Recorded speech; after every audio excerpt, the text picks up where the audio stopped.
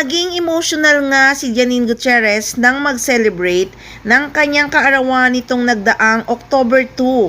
Ang unang birthday niyang hindi nakapiling ang kanyang mamitang si Pilita Corrales. Nag-post si Janine sa Instagram ng kanyang naramdaman sa pagsapit ng kaarawan at hindi niya raw napigilang maiyak nang batiin siya ng boyfriend niyang si Jericho Rosales ng eksaktong 12 midnight. Naalala raw niya kasi ang kanyang mamita na si Pilita na palagi siyang kinakantahan ng happy birthday sa tuwing sumasapit ang kaarawan niya.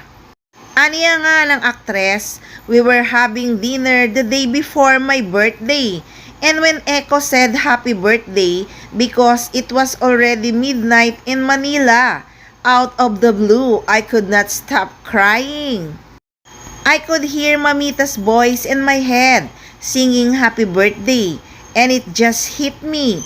She would always sing happy birthday in her full singing voice, and it just keeps playing in my head, and I really could not stop crying over my seafoods like a baby.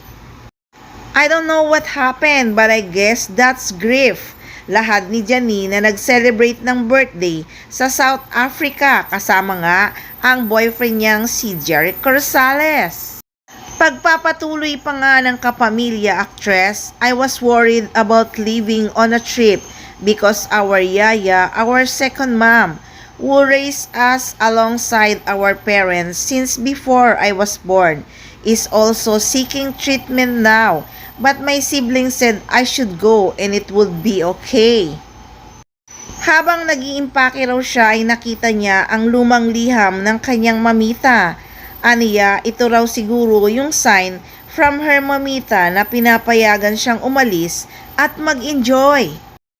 "I don't even know when this was from, but I also keep crying when I found it cause it felt like a message from her saying I should go. Don't worry," ani ni Janine. "It's been the toughest year, but I'm just filled with gratitude for everyone who's healed mine and my family hand throughout everything.